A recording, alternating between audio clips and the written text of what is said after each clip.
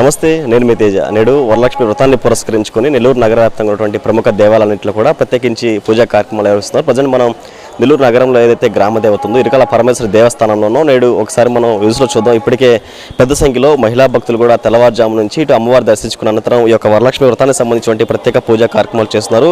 ఇప్పటికే నెల్లూరు నగరంలో కూడా రాత్రి నుంచి కూడా ఒక పండగ శోభ సంతరిందని చెప్పుకోవచ్చు. ఎందుకంటే పండగ ప్రత్యేకించి ఒక పూజా సామాగ్రి కావచ్చు, దీనికి సంబంధించి ఏవైతే తీసుకుంటారో పూజా సామాగ్రి నేపథ్యంలో కూడా నగరం అంతా కూడా ఒక పండగ శోభ సంతరించుకుంది.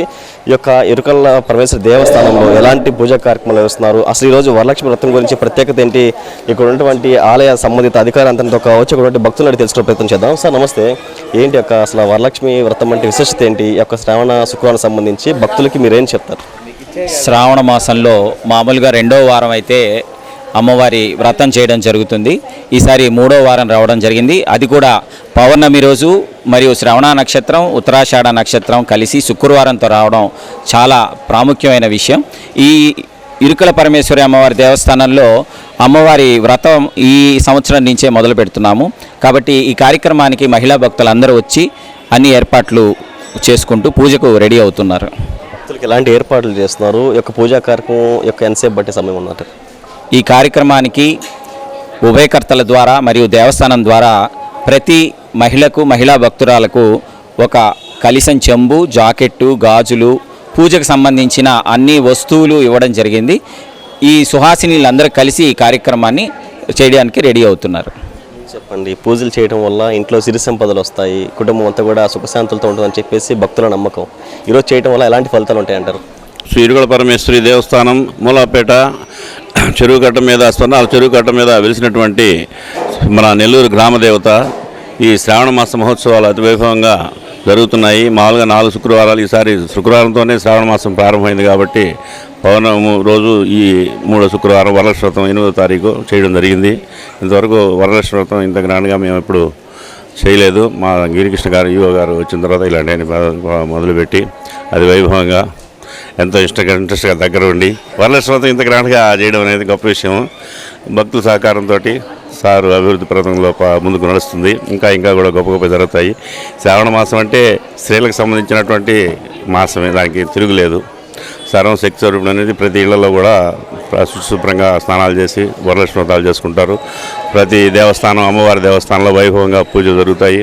ఇప్పుడు దీంట్లోనే వరలక్ష్మి వ్రతాలని, నోములని, శ్రావణ శుక్రవారాలు, శ్రావణ పూజలు, మళ్ళా పెళ్లి ముహూర్తాలు, శుభసూచకమైనది ఆషాఢం, శ్రావణం ముఖ్యమైనవి. శ్రావణం ఇంకా వైభవంగా అమ్మవారికి రేపు మాకు 15వ తారీఖు కూడా అతి వైభవంగా గ్రాండ్గా ఇది జరుగుతుంది. పుష్పయాగం అనేది జరుగుతుంది ప్రతి సంవత్సరము. ఈ వరలక్ష్మి వ్రతం చేసుకున్నందువల్ల వాళ్ళ కోరికలు, ఆయురారోగ్యాలు, సంతాన కుంకుమార్చన చేస్తారు. కాబట్టి సాయంకాలం సామూహిక లక్ష్మి కుంకుమార్చన వాటికి కూడా ఏ దేవస్థానంలో ఇవ్వరు. ఈ విధంగా మా దేవస్థానంలోనే ఉచితంగా ఈ ఉభయకథల అనుసంధానంతో దేవస్థానం వారు ఉచితంగా అన్ని కూడా దాదాపు 200-250 రూపాయల పైన వస్తువులు అవుతాయి. అంటే రవికి అయితేనే, టంకాయ అయితేనే, నైవేద్యాలు అయితేనే, కవర్లు అయితేనే, పసుపు, కుంకుమ, గంధము, అక్షతలు, పూలు, ప్రతి ఏటు జడ్డు కూడా ఒక పైసా కూడా తీసుకోకుండా, వాళ్ళ దగ్గర రుసుము ఎటువంటి వసూలు చేయకుండా దేవస్థానం వారు అభివృద్ధి చేయడానికే ప్రముఖంగా ముగించి శ్రావణ మాసంలో అన్నీ కూడా ఉంటాయి. అమ్మవారి ఆశీస్సులు మెండుగా ఉంటాయి. చేయించే ఉభయకట్ల ఆయురారోగ్యాలు, ఐశ్వర్యం కలిగి ఇలాంటి ఎన్నో కార్యక్రమాలు చేపట్టాలని కోరుచున్నాము. ఇది చాలా విశిష్టంగా కూడా ఈ యొక్క దేవాలయం అన్ని ఏర్పాట్లు చేసినట్లు కూడా ఆలయ సంబంధిత అధికారులు కావచ్చు, ప్రత్యేకించి అర్చకులు చెప్తారు. కొంతమంది మహిళా భక్తులతో మనం మాట్లాడించే ప్రయత్నం చేద్దాం. మా నమస్తే అమ్మా, ఈరోజు వరలక్ష్మి వ్రతం గురించి ఏం చెప్తారు? మా మాటలు అంటే సంతోషంగానే ఉంది. ఇంట్లో చేసుకొని వచ్చాము, ఈడు కూడా సామూహికంగా చేసుకునేదానికి అవకాశం ఇచ్చారు. చాలా సంతోషం. శ్రావణ మాసంలో, కార్తీక మాసం అన్ని విషయాలకు వస్తాం. మేము కుంకుమ పూజలు ఇక్కడ బాగా చేస్తారు, వస్తాం. శ్రావణ మాసం 2వ శుక్రవారం వరలక్ష్మి వ్రతంగా మహిళలందరూ కూడా పూజ చేసుకొని ఆ లక్ష్మీదేవి యొక్క కృపా కటాక్షాలు ఉండాలని చెప్పి అందరూ కూడా పూజ చేసుకోవడం జరుగుతుంది. ఇలాంటి పర్వదినాన్న ఈరోజు రాజరాజేశ్వరి మాతా దేవాలయంలో ఈరోజు నెల్లూరు ప్రజలందరూ కూడా ఆ తల్లి యొక్క దీవెనల కోసం రావడము, ఈరోజు ఇక్కడ వరలక్ష్మి వ్రతం సామూహికంగా జరపడము అనేది చాలా ఆనందదాయకం. అందరికీ కూడా ఆ దేవుని యొక్క కృపా కటాక్షాలు ఉండాలని చెప్పి నెల్లూరు ప్రజలందరూ కూడా అష్టైశ్వర్యాలతో, సుఖ సంతోషాలతో సౌభాగ్యవతులుగా ఉండాలని చెప్పి నేను మనస్ఫూర్తిగా కోరుకుంటున్నానండి. రాజరాజేశ్వరి దేవస్థానం కూడా ప్రత్యేకించి పూజా కార్యక్రమాలు చేస్తారు. మనతోటి ఆలయ ప్రధాన అర్చకులు వారితో మాట్లాడదాం. సో ఏంటి అసలు ఈరోజు ప్రత్యేకత ఏంటి, ఏం చెప్తారు? ఈరోజు శ్రావణ మాసంలో 3వ శుక్రవారం, పౌర్ణమిగా ముందుగా వచ్చే శుక్రవారం అమ్మవారికి ఎంతో విశేషమైనది. ఈరోజు అందరూ కూడా చక్కగా 3వ శుక్రవారం రోజు ఈ యొక్క శ్రావణ మాసంలో పౌర్ణమిగా ముందుగా వచ్చే శుక్రవారం ఎప్పుడు వస్తుందా అని అందరూ ఎదురు చూస్తూ ఉంటారు. ఎందుకంటే సౌభాగ్యవతులందరూ కూడా ఈరోజు చక్కగా వరలక్ష్మీదేవిని ఇంట్లో అలంకారం చేసుకొని లేదా ఆలయంలో అయినా సరే ఈ అమ్మవారికి యొక్క విశేషమైన పూజా కార్యక్రమాన్ని నిర్వహిస్తారు. ఎంతో విశేషమైన సకల సౌభాగ్యాలను ప్రసాదించే ఈ యొక్క వరలక్ష్మి వ్రతం అమ్మవారి సన్నిధానంలో నోచుకోవడం కూడా వారి అదృష్టంగానే భావించాలి. అమ్మవారి సన్నిధానంలో నోచుకోవాలంటే ఆవిడ పిలుపుంటేనే ఇక్కడికి ఆలయ ప్రాంగణంలోకి వచ్చి నోచుకుంటారు. ఇళ్లల్లో కూడా కొంతమంది నోచుకుంటూ ఉంటారు.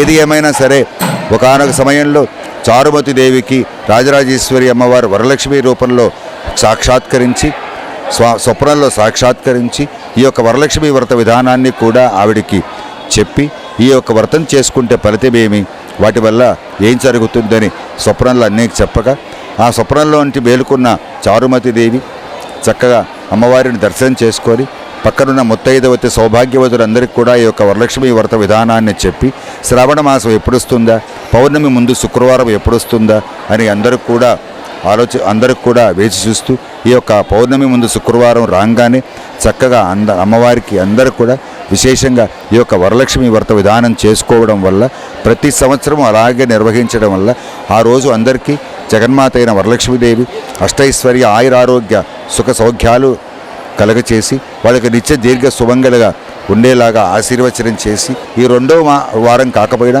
4-5 వారాల తర్వాత అయినా కూడా ఈ వ్రతాన్ని నోచుకొని చేసుకొని అమ్మవారికి యథావిధిగా చెల్లించుకోవచ్చు. కావున అలాగే ఈరోజు భక్తులందరూ కూడా రాజరాజేశ్వరి అమ్మవారిని దర్శించి ఎన్నో వరలక్ష్మి యొక్క అలంకార రూపంలో ఉన్న అమ్మవారిని దర్శించుకోవడం వల్ల ఎంతో విశేషమైన ఫలితం ఉంటుంది. కాబట్టి ఈరోజు అమ్మవారికి ఎన్నో రకాలైన పూజా కార్యక్రమాలన్నీ కూడా ఇక్కడ విశేషంగా జరుగుతూ ఉన్నాయి. కావున భక్తులందరూ కూడా అమ్మవారిని దర్శించి అమ్మవారి తీర్థ ప్రసాదాలు స్వీకరించి అమ్మవారి అనుగ్రహానికి పాత్రులు కావలసిందిగా కోరుచున్నాం. స్వామి, అమ్మవారు ఏ విధంగా దర్శనం ఇస్తున్నారు? ఎంతమంది భక్తులు ఈరోజు హాజరయ్యారు? సుమారు ఈరోజు ఉదయం ఇప్పటికే సుమారు 7-8 వేల మంది భక్తులు అమ్మవారిని దర్శించుకున్నారు. చూశారు కదా, వరలక్ష్మి వ్రతంలోనే చాలామంది విశేషంగా కూర్చొని పూజా కార్యక్రమాలన్నీ కూడా నిర్వహించుకుంటూ ఉన్నారు. ఇది విశేషం. అలాగే అమ్మవారి దర్శనానికి కూడా వేల మంది వెళుతూ ఉన్నారు. వచ్చిన భక్తులందరూ కూడా చక్కగా వచ్చి భోజనం చేసి మరీ వెళుతూ ఉన్నారు. కాబట్టి అందరూ కూడా ఈరోజు రాజరాజేశ్వరి అమ్మవారిని దర్శించి తీర్థ ప్రసాదాలు స్వీకరించి వరలక్ష్మీదేవి అనుగ్రహానికి పాత్రులు కావాల్సిందిగా కోరుచూ ఉన్నారు. సో ఇది ఈరోజు కూడా నెల్లూరు నగరంలో ఉన్నటువంటి అన్ని దేవాలయాల్లో కూడా ప్రత్యేకించి మహిళా భక్తులు పెద్ద సంఖ్యలో హాజరవుతున్నారు. ఈరోజు ఏదైతే వరలక్ష్మి వ్రతానికి సంబంధించి కుటుంబ సమేతం కూడా ప్రత్యేకించి అన్ని దేవాలయాలు కూడా ఇదే సందర్భంగా కూడా పూజా కార్యక్రమం నిర్వహిస్తున్న పరిస్థితి. వీడియో ప్రసాద్తో కలిసి తేజ 4th Estate.